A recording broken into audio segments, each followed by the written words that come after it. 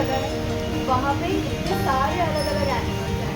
तो सोचो हमारे पूरे प्लैनेट में कितने सारे एनिमल्स होते हैं अलग अलग तरीके के, और वो कितनी सारी अलग अलग जगहों में रहते हैं, है ना। तो आज हम लोग वैसे ही कुछ एनिमल्स के बारे में इस बुक में पढ़ेंगे। इसका नाम है वाइल्ड प्लैनेट।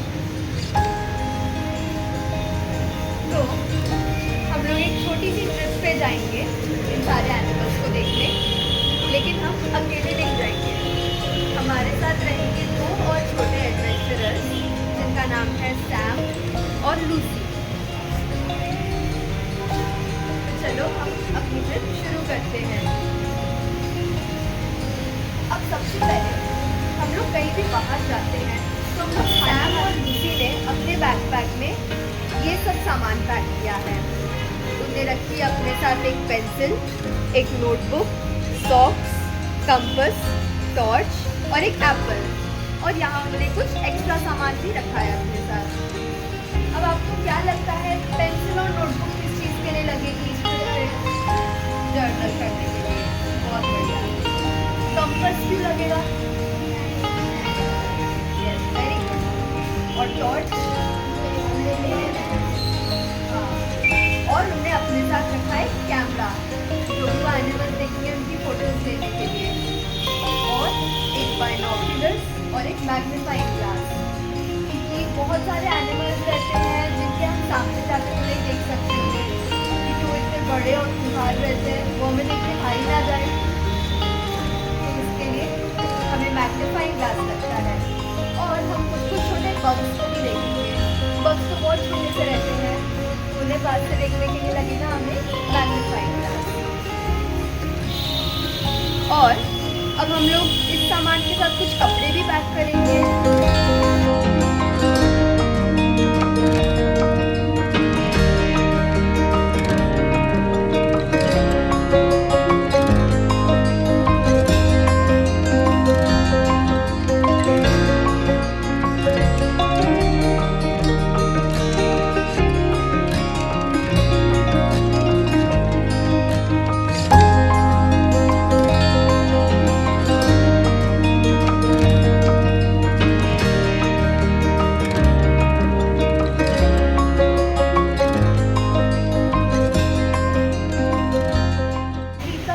दहाड़ रहा है क्योंकि वो अपनी फैमिली को प्रोटेक्ट कर रहा है हमसे।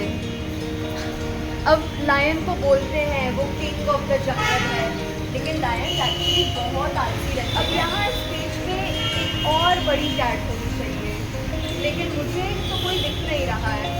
आप लोग को दिख रहा है क्या? कहाँ पे? पेड़ के पीछे देखते हैं यहाँ कौन है। पेड़ के पीछे एक बड़ा सा लेपर्ड है। तो लेपर्ड को पेड़ों में सोना बहुत अच्छा लगता है, लेकिन ध्यान से रहना कि वो हमेशा एक आंख ही रख के सोते हैं। तो अगर आपको लगा कि लेपर्ड सो रहा और आप उसके पास में गए तो आपके ऊपर झपट जाएगा। अब जंगल से हम लोग आगे बढ़ते हैं जंगल के कुछ बग्स और रेप्टाइल्स में, क्योंकि जंगल तो इतना बड़ा है, वहाँ सिर्फ एनिमल्स नहीं रहते हैं। सबसे पहले तो आया ये बड़ा सा स्पाइडर जिसको बोलते हैं टरांटुला। आप लोग जिस प्लेट में खाना खाते हो वो कितने साइज की रहती है? कितनी बड़ी रहती होंगी आपकी प्लेट? तो ये टरांटुला कितने बड़े रहते हैं।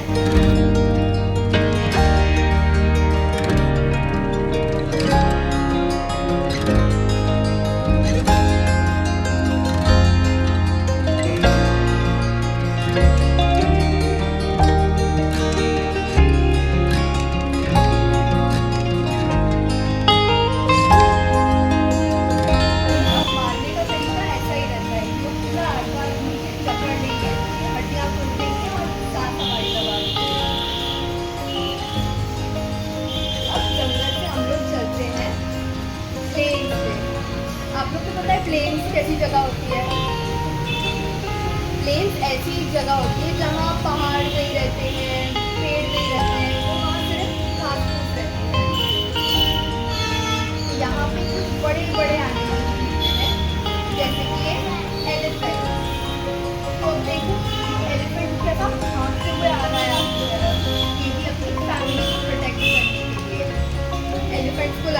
कोई उन्हें थ्रेटन कर रहा है तो वो उनकी तरफ चार्ज करते हैं। और ऐसे एलिफेंट्स की तरह राइनोस ये गोबर हटाने के लिए रहते हैं डंग। वो लोग इस गोबर के ऐसे छोटे छोटे बॉल्स बना के उन्हें खा जाते हैं। कैसा अजीब सा लग रहा है ना, लेकिन अगर ये डंग की गलती होती तो हमारी दुनिया तो पूरी गोबर से ही भर जाती। और अब यहाँ पे गोबर में तो सैम और लूसी को बबल्स बनाते हैं।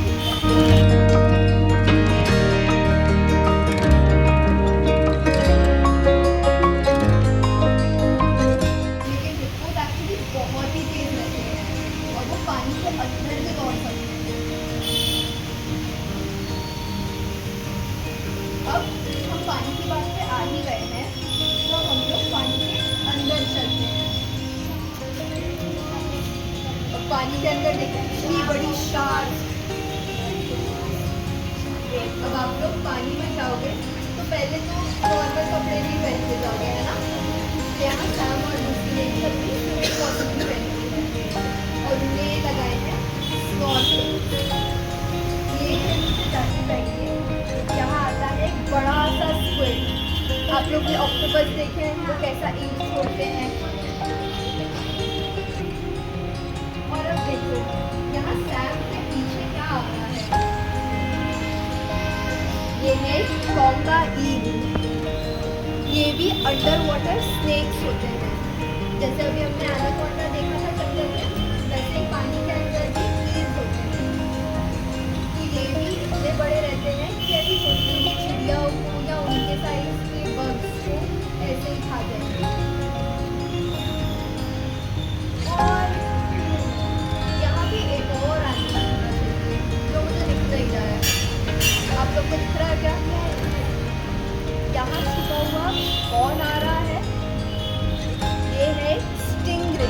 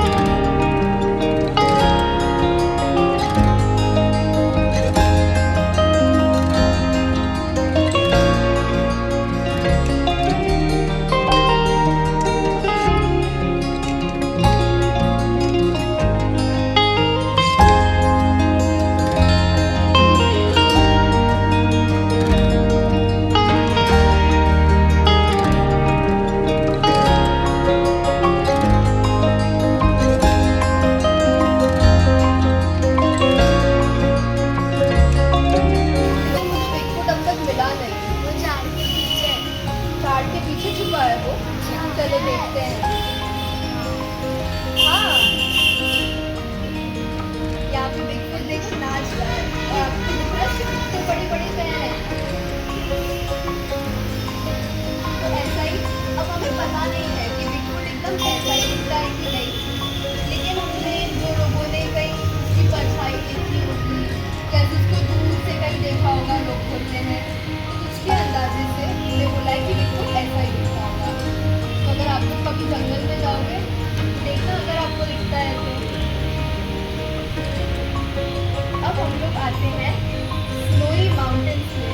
अभी हमने मैप पे भी ये जगह देखी थी ना। यहाँ स्नोई माउंटेन्स में ये देखो एक बड़ा सा वुल्फ आ रहा है।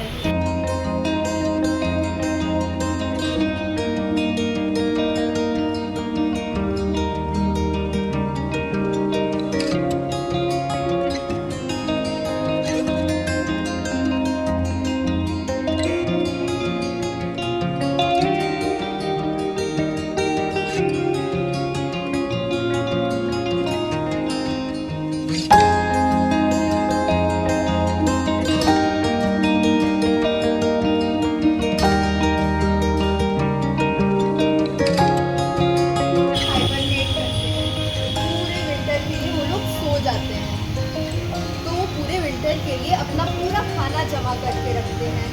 ये बैग ने देखिए कितने सारे नट्स जमा करके रखे हैं, लेकिन वो सब स्क्विरल्स आके चुरा रही हैं, क्योंकि स्क्विरल्स को भी नट्स खाने बहुत अच्छे लगते हैं।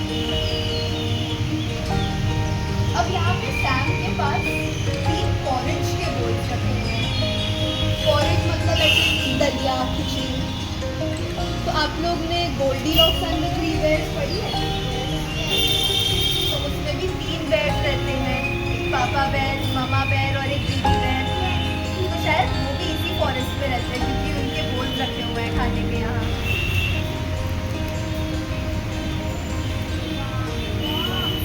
अब अगर आप लोग किसी पहाड़ वाली जगह के पास जा रहे हो तो ध्यान से रहना क्योंकि वो पहाड़ फट भी सकता है।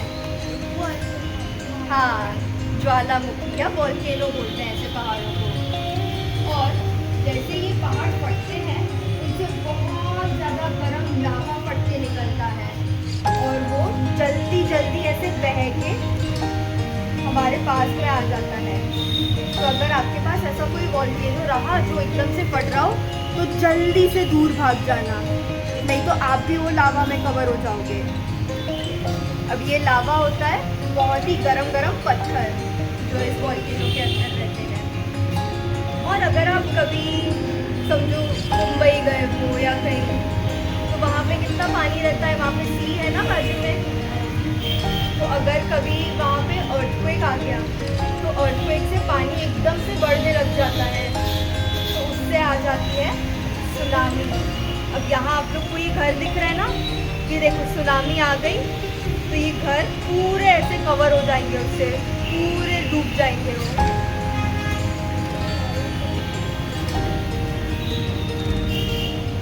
ये सब नेचुरल डिजास्टर्स का ध्यान रखना पड़ता है अगर आप लोग ऐसी जगहों में रहते हो। आप लोग को कोई और नेचुरल डिजास्टर्स मालूम है? जैसे फ्लड होते हैं या फिर साइक्लोन रहता है, ऐसे और कुछ मालूम है? पता है तो बताओ। टॉर्नेडोज होते हैं, ड्रॉट रहता है, मौसम सूख जाता है, ऐसे बहुत तरीके के नेचुरल डिजास्टर्स रहते हैं।